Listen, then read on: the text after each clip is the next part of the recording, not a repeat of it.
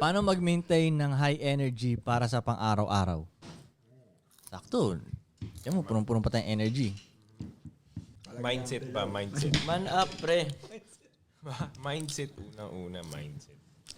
Bakit ano yung sabihin ng mindset mo? Oh, sige nga. Hindi, mindset. Parang pag inisip mo naman kaya mo pa, may energy ka pa, may ilalabas ka pa talaga. Halimbawa, biglang, halimbawa, low energy ka ngayon, inaantok ka.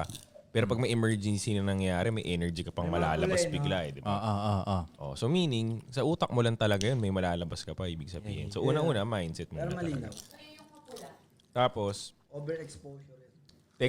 technical naman, yung ano mo, lifestyle mo, napapansin ko tataas energy mo kapag majority of the time, kumakain ka ng maayos, tapos nag-exercise ka pa. Malaking ano yun, yung kain ng maayos. Malaking ano yun. So ito, example. Factor yan. Cheat kami ngayon, di ba? Hindi ito Ano hindi yung ito, sabihin? hindi ito. Hindi ito. Pang podcast lang to. Pero on a regular basis, as much as possible, majority ng diet mo, pag mas maayos, mas mataas talaga yung energy mo. Mas maaga ka makakagising, mas kaya mong full of energy ka the whole day. Ganun. At saka sa tingin ko, isa pa pag gusto mo yung ginagawa mo. Matik yun. Yes. Di mo Pag di mo maramdaman gusto, yung pagod. kahit kano pa kadali yun, mababay, kakatamad yun eh. Parang yung mga nagtatrabaho.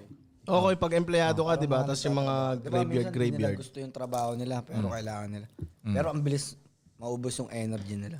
Thank you. Kahit madali lang naman yung trabaho nila, no?